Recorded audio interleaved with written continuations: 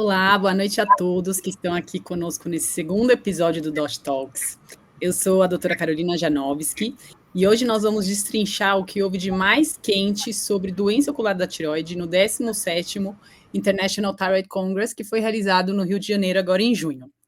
E eu conto com o olhar cirúrgico da doutora Mariluz Sardinha, que é nossa oculoplasta, e a visão endocrinológica da doutora Gisá Amaral, nossa endocrinologista, que, graças a ela, tivemos acesso aqui hoje a alguns dos principais slides apresentados no ITC sobre doença ocular da tireoide. E vamos começar com um resumo do que foi mais falado aí sobre a doença, para depois nos aprofundarmos nos tratamentos. Vou mostrar aqui para vocês.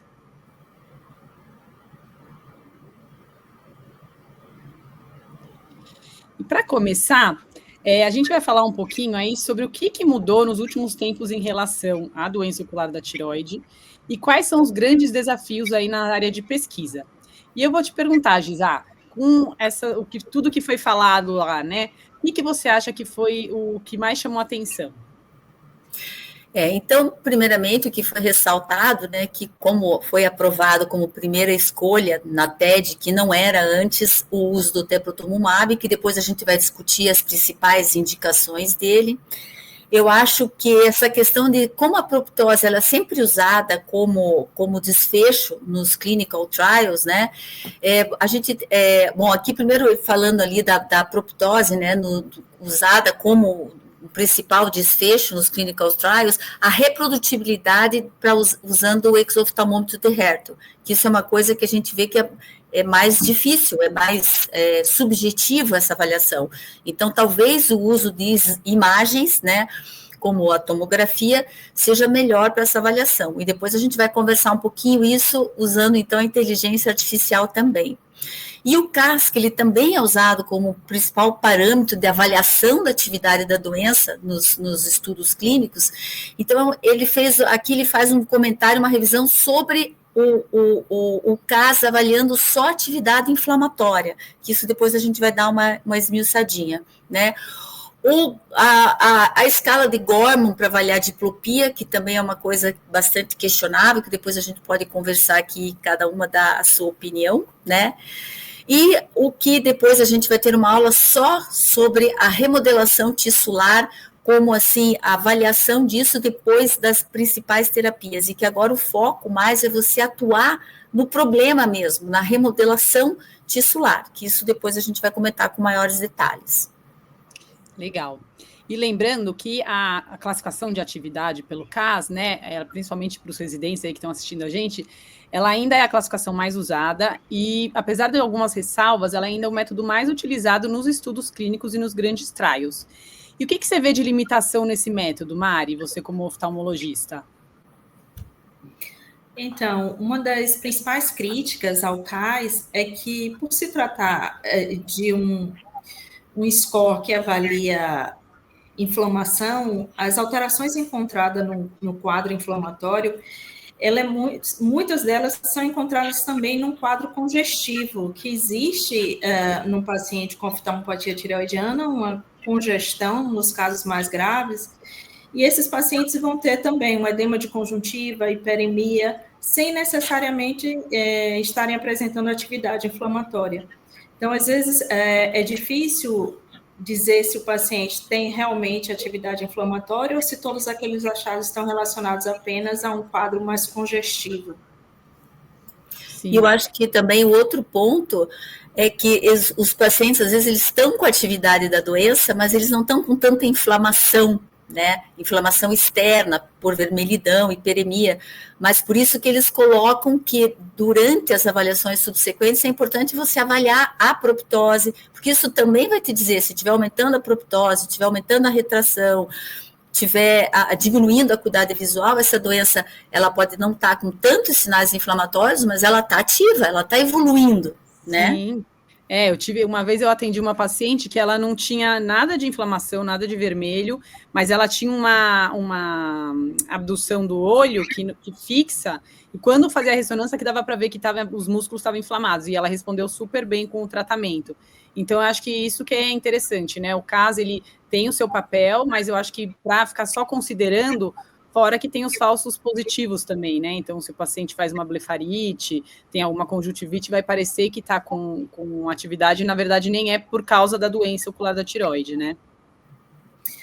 O olho seco também pode causar essa hiperemia ocular sem necessariamente ser uma atividade. De fato, Gisá e Carol, tem alguns pacientes que parece que tem esse processo inflamatório numa localização mais posterior, sem manifestar anteriormente os sinais inflamatórios evidentes. Nesses casos, a gente pode lançar mão da ressonância magnética, especificamente uma sequência, o STIR, né, que é uma sequência T2 com supressão de gordura, em que a gente vai ver um aumento do sinal dos músculos e da gordura, mostrando que existe um edema inflamatório e ajudando a definir se esse paciente de fato está num quadro de inflamação ativa. Bem legal. Então, tá certo. Então, resumindo aí do caso, e daí quando volta, né, para as recomendações que saíram aí em 2022, tanto da American Thyroid Association como da europeia, a gente vê que no tratamento da atividade da doença ocular da tireoide com atividade moderada a grave, o tepro acaba entrando aí como primeira opção mesmo em alguns casos, né, mais específicos. Então, principalmente nos casos que tem uma apoptose mais acentuada, ou nos quadros que cursam com atividade e diplopia importante. Ele entra como primeira opção, mas nos outros casos ele teria, né, um papel mais secundário. Qual que você acha as indicações primordiais, Gisá, do tepro nesse sentido aí dos quadros clínicos e dos objetivos de tratamento? Eu acho que, sem dúvida, ele acaba sendo a primeira opção quando tem envolvimento, quando tem diplopia e proptose. Né? Então, quando tem alteração mais funcional mesmo, o tepro é a primeira opção. Né? Ele também age na inflamação, mas o glicocorticoide sozinho ou associado ao micofenolato, ele é muito bom para a parte inflamatória, né? Mas para diplopia, para proptose, não. Então, acho que é funcional, estrutural, né? Eu acho que é o grande diferencial dele, né? Exatamente, que é fazendo a remodelação tissular e agindo ali na causa mesmo do problema. Uhum. E eles comentam de outras drogas, né, que comentaram também, né, de outras drogas que também vêm sendo usadas, e às vezes aqui no Brasil, que a gente tem um acesso mais limitado, né, outras drogas imunossupressoras, como o tocilizumab, que acaba sendo bastante utilizado por causa dessa facilidade do acesso, né, que tem indicação nesses casos moderados a graves, principalmente em casos que não respondem ao corticoide.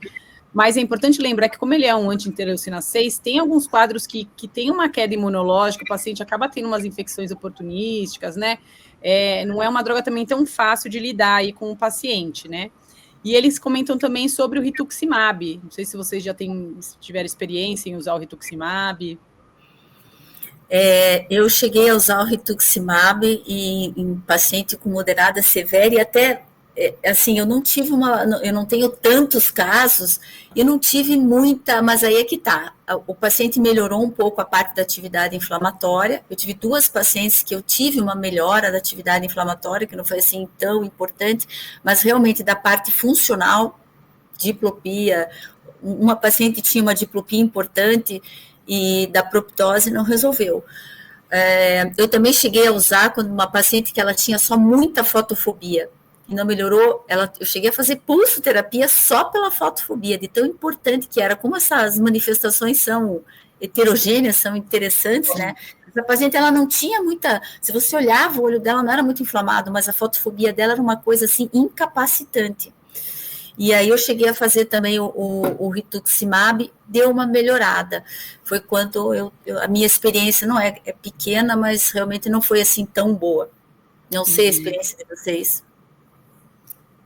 Então, essa questão da fotofobia, a gente tem que atentar, porque talvez para o endocrinologista tenha um pouco mais de dificuldade de fazer avaliação de olho seco, né? Já que vocês não têm a ferramenta, a lâmpada de fenda, os testes que a gente faz, porque às vezes o paciente tem um olho seco, e mesmo para a gente, oftalmologista, em algumas situações, a queixa do paciente de fotofobia, de desconforto ocular, é desproporcional aos achados clínicos, aos achados do exame, né? Mas lembrar de tentar otimizar a lubrificação, perguntar ao paciente se essa fotofobia é mais intensa em ambiente com ar-condicionado, após uma leitura prolongada, televisão. Eu não tenho experiência com tocilizumab nem rituximab, porque eu não sei vocês, endocrinologistas, mas como são off-label para oftalmopatia tireoidiana, eu não consigo, né? Na verdade, também nem nunca tentei. E para os pacientes, o que eu tenho feito, acho que o teprotumumab vem realmente para ficar, eu estou começando a indicar, mas os pacientes que têm diplopia, eu ainda tento associar pulsoterapia com radioterapia, e diante do custo, ainda tem ficado como segunda opção. Gostaria muito que a gente já pudesse tentar como primeira opção, mas às vezes também a questão do tempo, né? Sim. Esses pacientes já precisam ser tratados, e assim, até a gente conseguir o teprotumumab. E eu acho que vale lembrar... Pode falar, Gisela. Eu acho que como ainda esse trajeto, até o paciente conseguir a droga, né, mesmo sendo de convênio ou de hospital público, durante esse período a gente acaba intervindo de outras formas, que aí o glico com a radioterapia é o que a gente acaba realmente optando mesmo, né? Sim, e lembrar que o rituximab, ele pode ser uma droga boa em alguns casos, mas ele não pode ser usado para quem tem neuritiótica, né? Então, aqueles pacientes muito graves no início, que você fez o pulso e não resolveu, acaba não sendo uma opção, né? Por ser neurotóxico nesse sentido e poder piorar a neuritiótica desses pacientes. E aí, a gente lembrando que o teprotumumab sai sempre ainda como campeão aí na questão da proptose, né? Acho que não tem muito o que discutir, principalmente por causa dessa remodelação tecidual que ele acaba causando.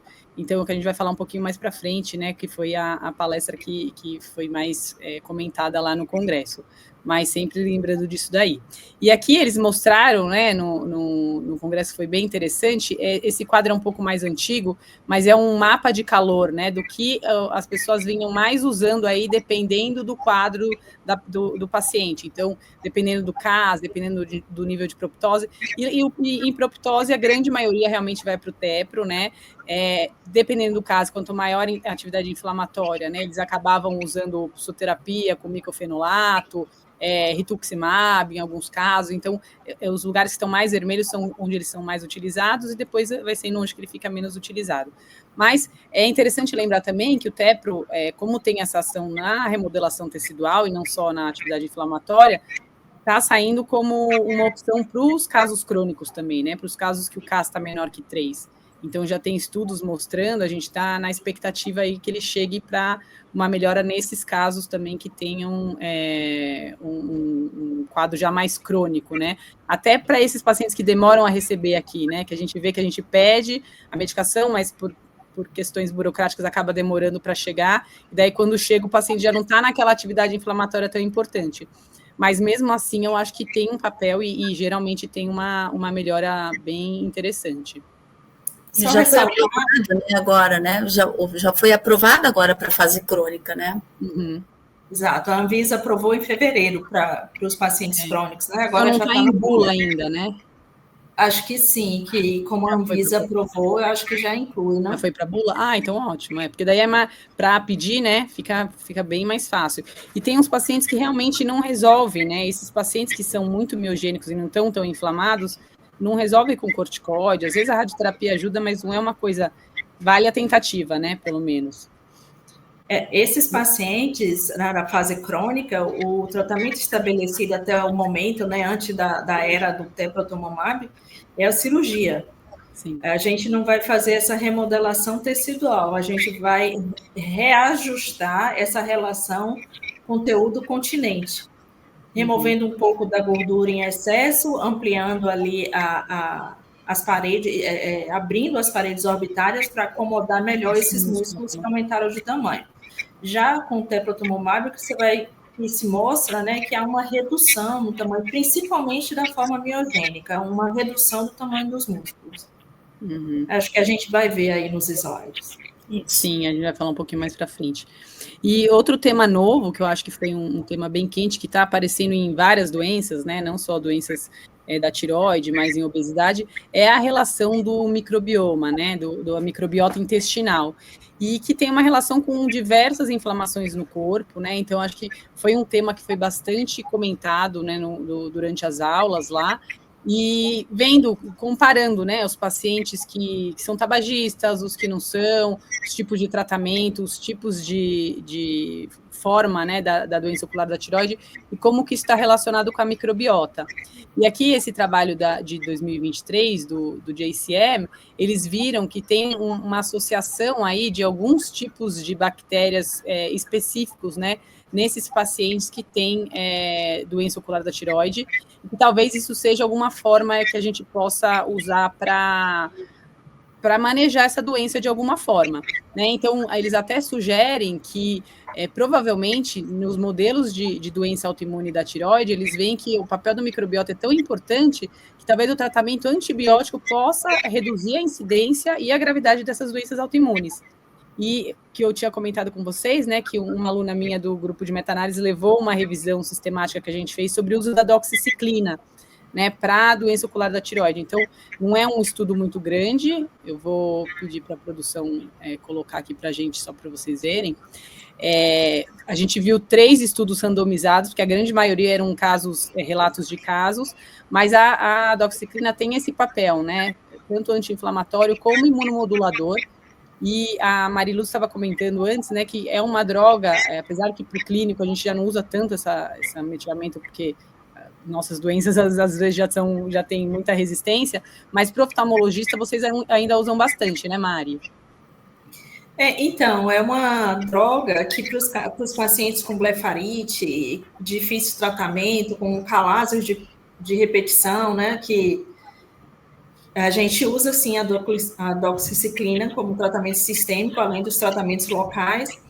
Então, o oftalmologista, de modo geral, até porque isso não precisa ser alguém da oculoplástica ou alguém que trabalha, bem da oftalmologia geral. Então, muitos oftalmologistas já lidam com doxiciclina numa rotina, assim, numa dose muito parecida a essa que foi recomendada nos estudos e na frequência, na duração do tratamento, né? Como se fosse uma subdose, né? Mas para um tratamento bem prolongado. Então, eu acho que é interessante, assim, é uma droga barata, né? A gente sabe que ela talvez não leve tanta resistência, né, bacteriana, pensando em usar, assim, em todas as pessoas, lógico. Isso aí.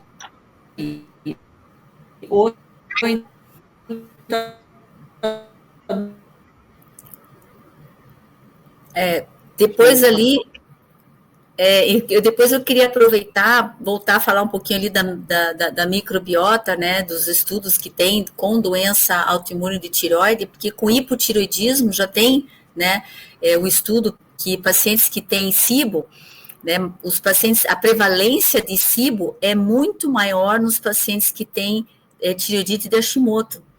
E muitas vezes você tratando a SIBO, né, eles já estão mostrando alguns estudos que você melhora, né, você pode até diminuir, né, e melhorar a evolução da doença. Agora a gente está avaliando também lá no nosso serviço, a gente está fazendo estudo com os pacientes com Graves, e já tem alguns estudos com pacientes com oftalmopatia, né? Então acho que vai ser que nem a gente faz o mapa molecular para câncer de tireoide, né, para doença autoimune a gente vai ficar mais ou menos fazendo esse mapa da microbiota, né? Sim. Então, na CIBRE, eles fazem o teste, né, que faz o teste com a espirometria ali para dosar, é um teste relativamente fácil, e realmente a gente vê que a prevalência é bem maior de SIBO nos pacientes com tireoidite de Hashimoto. Tem mais estudo com hipo do que com hiper, né, mas agora está começando os estudos com hiper também.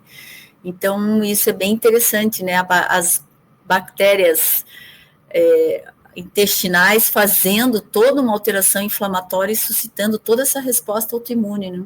Uhum. E tem, assim, fazendo uma analogia aí com a questão da obesidade, né, que eu venho estudando bastante ultimamente, essa microbiota intestinal, ela tem todo um genoma dela e uma epigenética envolvida com o genoma dessas bactérias.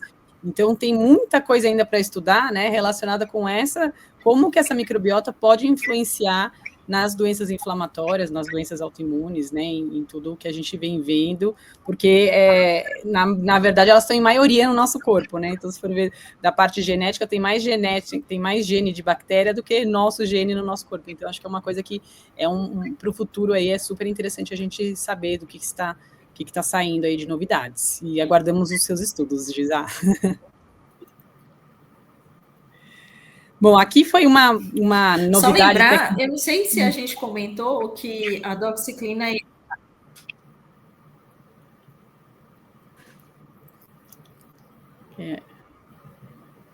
Mari, sua internet está cortando um pouco. Coisas de ao vivo, gente. Acontece. Bom, enquanto ela não volta, vamos falando aqui um pouquinho que isso agora a gente, o futuro tudo vai no smartphone, né? Agora a gente não vive sem smartphone e realmente agora tem já essa avaliação preliminar aí do diagnóstico, né? Então, tanto a avaliação da atividade inflamatória com o programa que você vai apontar o celular, né, para o rosto do teu paciente e ele vai fazer toda essa avaliação. E eles viram que tem uma acurácia bem boa, né, como vocês podem ver ali nas porcentagens. Pode comentar aí, Carol. Não, eu adoro essas novidades tecnológicas, né? Então, é muito legal, porque às vezes isso ajuda até nas teleconsultas, né? Então, se o paciente tiver com esse programa e souber tirar foto e mandar para o médico para já ter essa avaliação, facilita muito, você consegue ampliar o atendimento aí para vários lugares, né? Então, acho que além de facilitar para agilizar a consulta, né? Nossa, quando faz presencial, mas dá para fazer como telemedicina à distância e a gente conseguir atingir vários lugares aí, principalmente aqui no Brasil, que é tão grande, né? E conseguir fazer um diagnóstico preciso usando a tecnologia que tem que ser sempre a nosso favor, né? E falando em tecnologia, tem a questão da inteligência artificial, né? Que eu acho que é a grande vedete, né? Tá mudando super rápido tudo, mas a gente tem que estar bem atualizado em relação a isso, porque até a EUGOGO, né, está fazendo essa implementação, já tem até a via como que ela vai fazer essa implementação. Então, se você quiser comentar um pouquinho, Gisa, aproveitar que a Mariluz está voltando. Eles já têm, né, esses programas pilotos que estão fazendo essa avaliação e de treino, então logo a gente já vai ter todo um padrão, né, um protocolo de atendimento, e eu acho que para avaliação tanto tanto da atividade como de alteração funcional, a inteligência artificial ela vai entrar com tudo, né? Então, por exemplo, para avaliação de exame de imagem, a gente sabe que a inteligência artificial não vai substituir tudo, mas exame de imagem é uma coisa que vai ser fantástico, né? A precisão que a gente vai ter para avaliar a evolução do paciente, a melhora do paciente, diminuição da musculatura, de quantidade de gordura, isso vai ser uma coisa fantástica para nós, né? Sim, porque você não fica tão dependente do radiologista, né? Porque às vezes não tem tantos radiologistas que são especializados nisso, e o dia a dia nem precisaria, né? Mas a gente fica naquela fila de laudos que às vezes com a inteligência artificial isso vai agilizando e deixa para eles os casos mais graves, ou um caso mais detalhado, que tem que fazer um diagnóstico diferencial, que daí só o olhar humano ali, a prática e a experiência que vão conseguir fazer. Mas eu acho que realmente tentar usar ao nosso favor, né? Ver o que dá para facilitar. E na equipe multi, né? Então, eles sempre deixam bem claro, né, que principalmente no EUGOGO, né? Até para você ser parte do EUGOGO, você tem que ter um centro multidisciplinar, pelo menos endócrino e oftalmo. E essa foi das ideias que a gente teve de fazer esse Dot Talks aqui com a gente, endócrino, e com as oftalmologistas. Mas acho que é uma coisa para o futuro que todo mundo tem que estar atento, que vai começar a ser implementado. Mari? Tudo bem aí?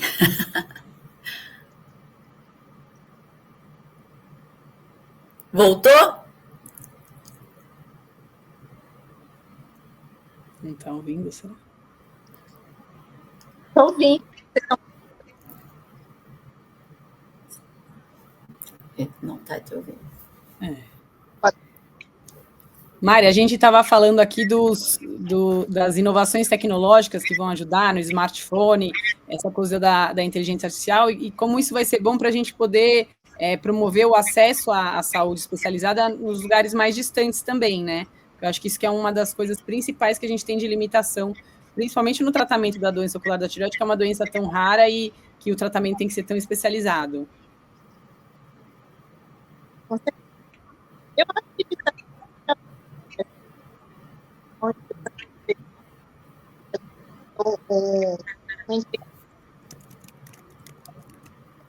Tá meio... Eu não estou escutando ela. Vou falar para ela deixar nos comentários.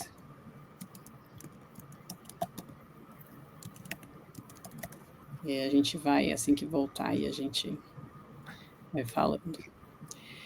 E aí, chegando no tema principal aí do Congresso, que eu acho que foi esse papel do remodelamento tecidual na doença ocular da tireoide, né? Então, ver o que tem de inovação, como que isso foi um simpósio também patrocinado pela Amgen, mas falando muito sobre isso, que eu acho que é um tema muito interessante. Gisá, o que você achou? O que você viu que era mais novo? Já vem falando desse tema já há uns 3 anos aí, que a gente está, né, tendo bastante coisa sobre o assunto, mas o que você achou que mudou nesses tempos? Eu acho que o que mudou é isso, né? Na verdade, a gente vai acabar agindo na causa, né? Não só tratando a consequência.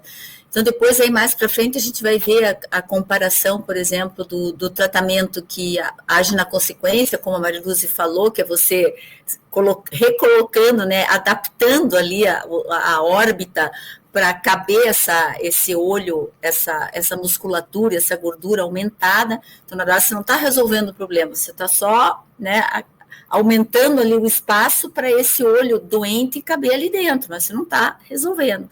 Então, a questão de você agir, de você remodelar o tecido, você diminuir, você está realmente, então, agindo na causa do problema.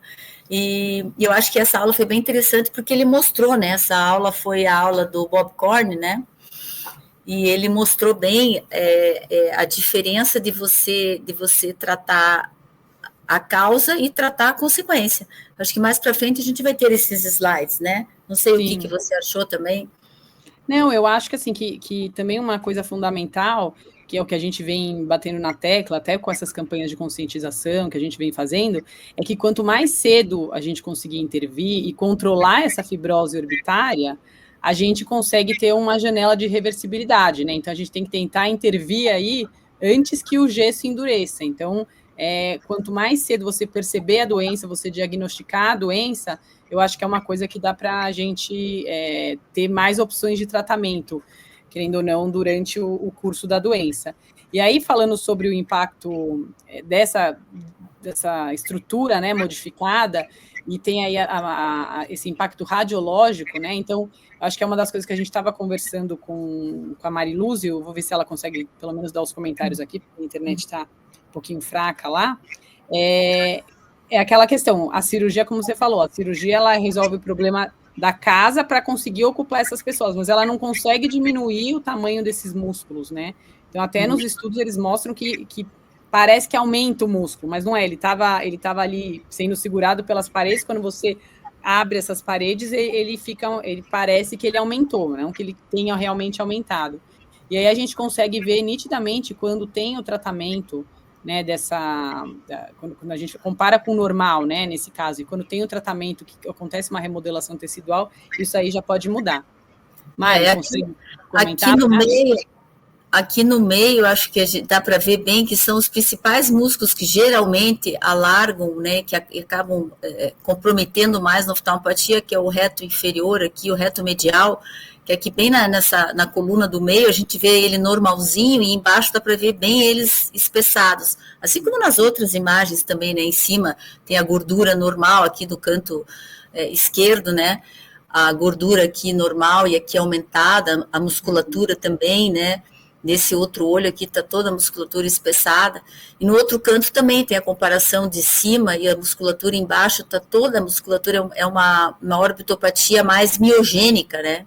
Uhum. Com certeza. A Mari. Será que vocês... Agora sim. Consegue me ouvir? Agora conseguimos. Naquele slide, voltar só um pouquinho no slide anterior. Só para eu explicar aí, eu falei mais cedo sobre essa sequência STIR, que está mostrando no slide que essa inferior, ela mostra bem o realce dos músculos, mostrando aí a quantidade de água aumentada nos músculos. Esse é aqui que nos ajuda a dizer que o músculo tem uma ação ativa.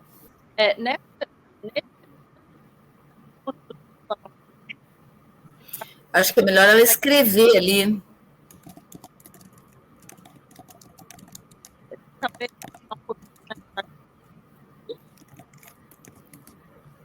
Não. Tenta falar mais alto, Mari, para compensar aí o sinal.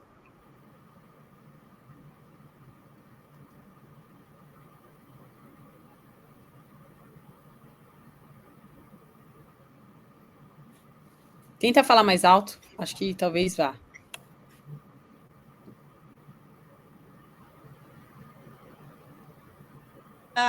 Eu queria, não sei se vocês estão me entendendo, mas eu queria comentar desses exames de imagem, justamente da sequência que é mostrada aí na ressonância à direita. Acho que antes eu tinha falado da esquerda, na direita, que mostra na foto inferior esse realce dos músculos, mostrando o processo ativo. Como são todos cortes ou a gente consegue ver bem a alteração muscular dos 4 músculos retos principalmente. No próximo slide, cortes axiais, onde a gente vê melhor a proptose relacionada ao aumento da altura. Pode passar o próximo? Então, a gente vê nessa segunda paciente que tem uma proptose grande e os músculos, a gente não vê muitos músculos, mas a corte axial, a gente vê a proptose e os músculos retinhos. Então, o que tem aí que leva a proptose é, de fato, um aumento de gordura. E essa área mais... Eu acho que se o pessoal está entendendo, é aqui a segunda gravura, mostrando que o olho está mais saltado, ela tem proptose e a musculatura está bem normal, não está uma musculatura alargada. E essa área escura está mostrando que o que está mais aumentado é a gordura. E quando tem mais, assim, uma ortopatia, mais as custas do aumento da gordura retroorbitária, você vai ter mais proptose. Em cima, ali na primeira gravura, está a musculatura espessada. E se vocês verem ali na primeira gravura, essa musculatura espessada ali, ela pode estar até quase que comprometendo o nervo óptico, né? Então, quando a oftalmopatia é mais miogênica, ela tem mais, ela pode fazer menos proptose, então ela parece menos grave, mas ela pode ser mais grave, né? Ela fica menos visual, mas ela pode ser mais grave porque a miogênica pode comprometer o nervo óptico, né? Comprimir o nervo óptico. Muito mais do que a gordura, né? A gordura parece que ela se remodela ao redor do nervo e não tem esse impacto tão importante, né? E ela faz mais proptose. Né? Tá, então aqui a gente comentando aí, né, essa questão que essas mudanças nos tecidos moles orbitários, elas persistem tanto na atividade ou na fase crônica da doença ocular da tireoide.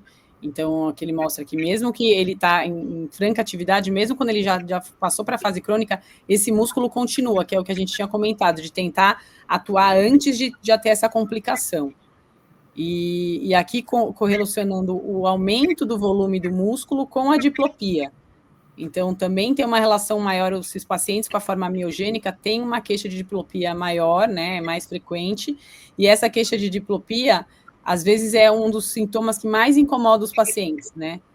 Que incapacita esses pacientes de trabalhar, de não conseguir. Lá no congresso foi interessante que a Mari não estava lá, mas Mari, a Amgen, no stand dela, ela fez como se fosse um jogo de golfe, em que você colocava um óculos que você ficava como se estivesse com diplopia, e você tinha que tentar jogar a bolinha no alvo lá do golfe. E é super difícil, né? Você só consegue acertar, que a Gisá quis roubar um pouco, fechando um olho. Claro.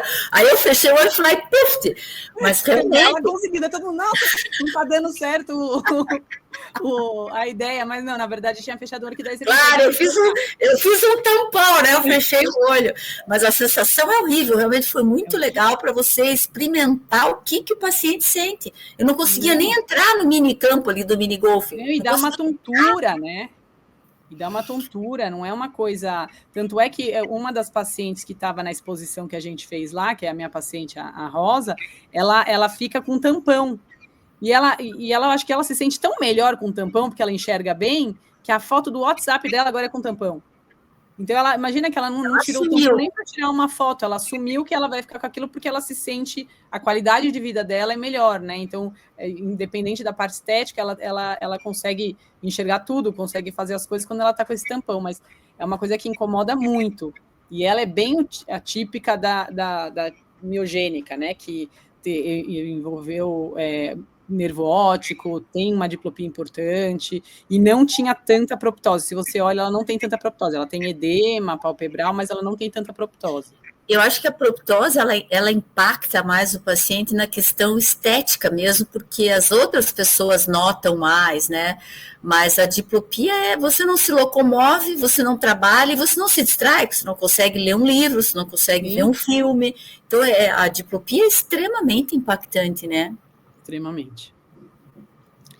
E aí, falando, né, na aula do Bob Conner, vocês tinham comentado, né, dessa questão aí de como ele reduz, o teprotumumab reduz a proptose, essa musculatura ocular extrínseca e o volume da gordura também, e melhora a diplopia.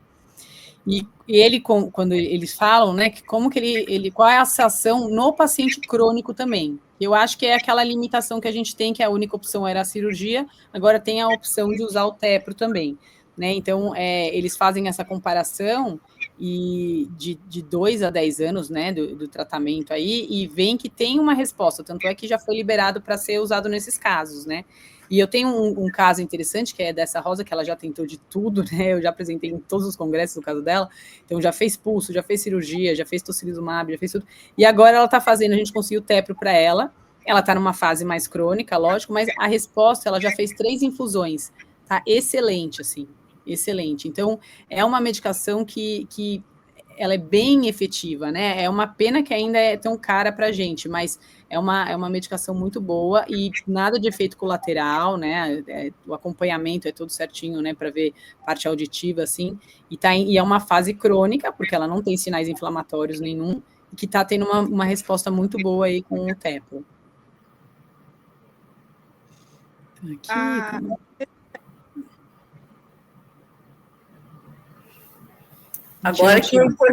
Agora a gente gostaria de ter o know-how do oftalmo, né? Porque aqui ele vai mostrar nesse slide, né? Antes da descompressão, depois da descompressão, que você vê que melhora bastante a parte estética. Entretanto, daí tem a próxima foto, eu acho. Tem o próximo slide. Que mostra, né, que depois da descompressão, vejam ali a setinha vermelha, né, houve a descompressão, o músculo aumentou. Então, você relocou na órbita e aí o músculo teve mais espaço, ele expandiu mais ainda. Então, você tem que explicar para o paciente que você vai melhorar a parte estética dele, porque você vai relocar, mas você vai piorar a parte da diplopia. Então, né, o paciente vai tirar um assoalho, né, vai tirar uma parede da órbita. Então, para esse impacto, se você dizer para o teu paciente, né, olha, você vai tirar uma parede da órbita ou 2 paredes da órbita e você vai melhorar a questão da tua proptose, mas a tua diplopia vai piorar. Daí depois você vai tentar fazer a cirurgia para melhorar a diplopia. Então, isso é a parte desagradável, né, de você não mexer na causa, né.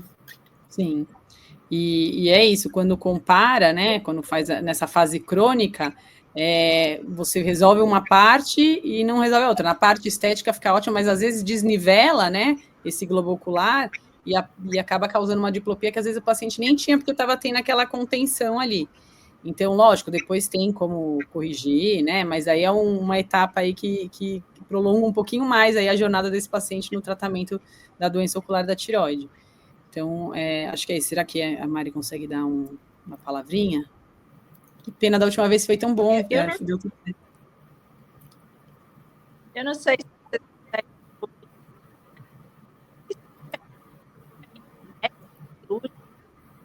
É a pena que o som dela hoje não está colaborando. tá. Desativa a sua câmera para ver se melhora o áudio, Mari. Acontece.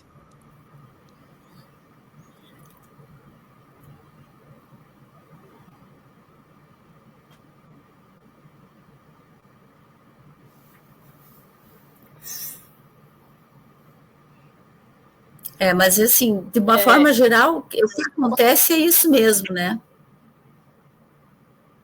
Conseguem me ouvir? Melhorou um pouco. Tenta falar alto e pausado, que daí sai todas as palavras. Não sei, já estou no celular, na internet do celular e não está... Mas, enfim, só com relação à diplopia, aquilo que vocês comentaram, a diplopia do paciente com oftalmopatia tireoidiana inocular. Uma vez que você quebra a binocularidade, ou seja, você exclui um dos olhos, o paciente corrige a diplopia temporária, mas dá uma diplopia pode ir, ler, ver, tudo isso aí. O teprotumumab.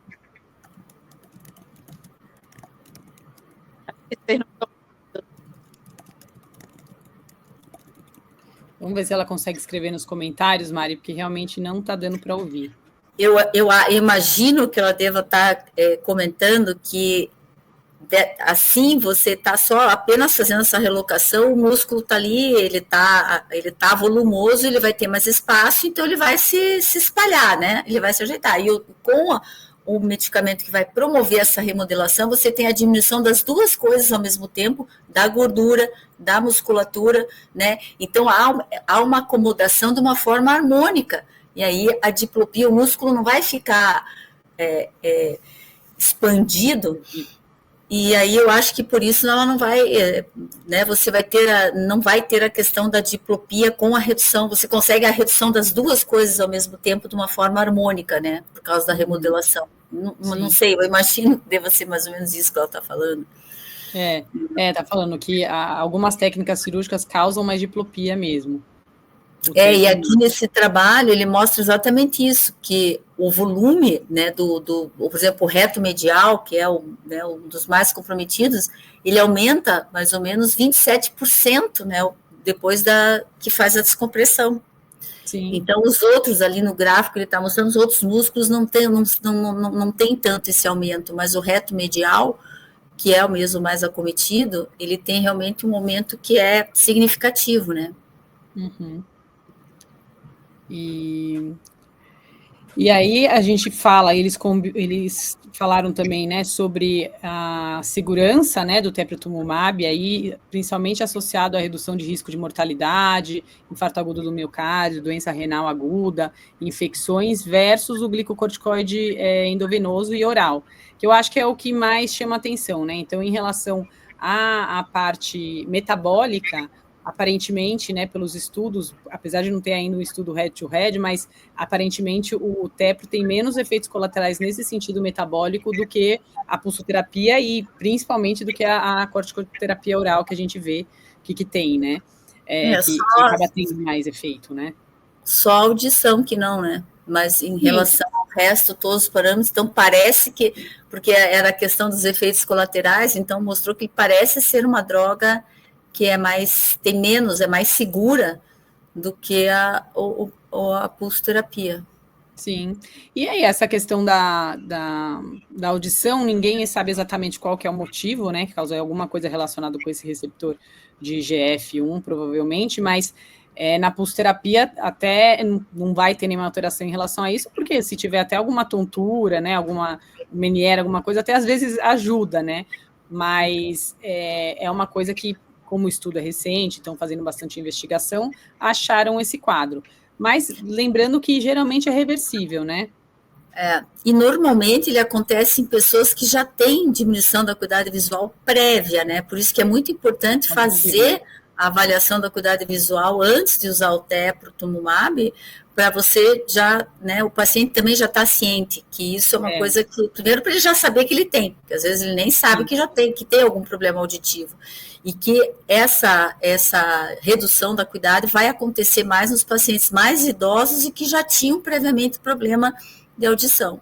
Sim, às vezes ele já acostumou, né, e nem percebeu, então é bem interessante. Então, lembrando aí que os sinais e sintomas da doença ocular da tireoide, eles podem ser semelhantes tanto na fase ativa quanto na fase crônica, e por isso que é importante a gente considerar tratar a causa da doença e não só tratar a consequência, que seria a inflamação, ou depois a cirurgia para realocar esses músculos que já estavam inflamados e agora estão com fibrose, e também considerar o perfil de segurança, né? Perfil de segurança, a qualidade de vida desses pacientes, que eu acho que é bem importante também, e o que eles falam aqui, né, principalmente aí do Tepro, é que realmente ele tem um perfil bem tolerado, ele vem melhorando a inflamação, porque ele consegue remodelar esse tecido e reduzir principalmente proptose e diplopia, que são uma das causas que causam mais déficit de qualidade de vida nesses pacientes mesmo, né? Certo, Giza. A Mari, deixa eu ver se ela conseguiu responder aqui no... Eu vou colocar no chat público o que ela falou, mas só comentando sobre a cirurgia, que ela fala que algumas técnicas cirúrgicas causam mais diplopia e o tepro nem sempre consegue corrigir 100%, porque o envolvimento muscular é assimétrico na maioria das vezes. Então, lembrando que é uma doença bilateral, mas geralmente assimétrica.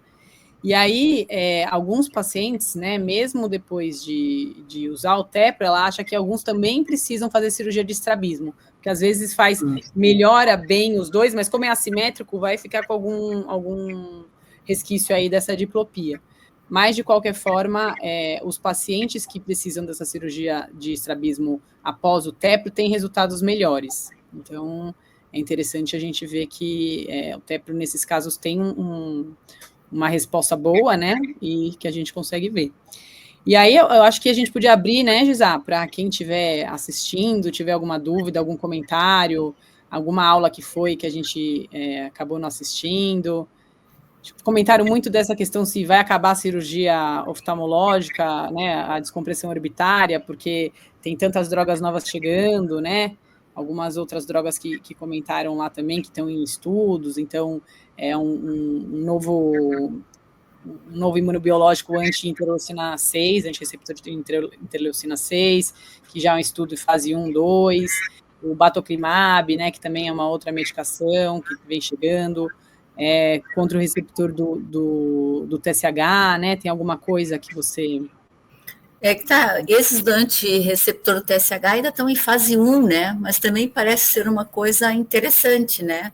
Mas ainda está muito no começo para a gente tentar saber exatamente qual que vai ser efeito colateral e o grau de resposta também, mas é uma coisa que eu acho que filosoficamente ali, fisiopatologicamente falando, é uma droga interessante também, né? Mas isso acho que mais para frente, né? Acho que aí final do ano que vem, é uma coisa que... Está em fase 1 ainda, então tem chão pela frente. E o batoclimab também, né? Ele tem o efeito colateral, né? Ele faz uma dislipidemia também, né? Que é intensa, mas eu acho que também está aí, está no páreo para vir, e de repente podem vir novas moléculas aí também, né? Uhum. Eu acho que... Aqui a gente não está com nenhum comentário, eu acho que alguma dúvida, se alguém quiser comentar alguma coisa também lá no nosso Instagram, que é o #dot_talks, mas acho que é isso. Gisá, Mariluze, muito obrigada. Quem ficou até aqui também, super obrigada. Obrigada, Angen, pelo apoio. E o nosso próximo Dot Talks vai ser no dia 30 de julho, e que a gente vai ter discussão de casos moderados a graves. A gente já discutiu os casos leves, hoje teve esses highlights das novidades do Congresso.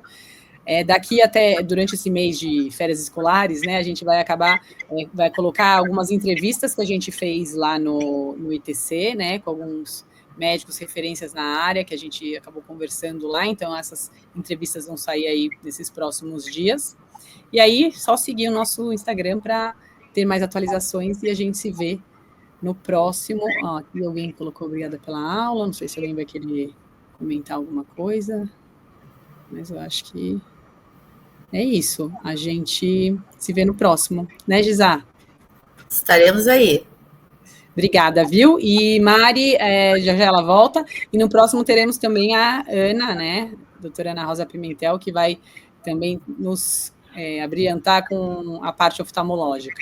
Eu acho que nas discussões de casa vão ser ótimas, né? E aí vão estar as duas oftalmo e as duas endócrinos, né? Que nós temos visões e experiências, né? Ângulos diferentes. E também as pessoas que já tiverem algum caso, alguma dúvida em relação a algum caso, que já fiquem com as suas perguntas e seus casos preparados para trazer aqui para a gente discutir juntos, que daí nós vamos estar em 4 aqui, mais vocês, a gente há de chegar a alguma conclusão. Com certeza. E pode participar, né? Durante a aula também pode ir falando, a gente consegue ver aqui os comentários, a produção também consegue dar uns toques na gente, né? Mas obrigada a todo mundo que estava participando, tem um monte de gente agradecendo, né? Elogiando, obrigada. E estamos fazendo aí com muito carinho esses episódios. E espero que todos tenham gostado. Agora, chegando no final aqui, 9 da noite, cumprindo o nosso horário. A gente se vê dia 30 de julho.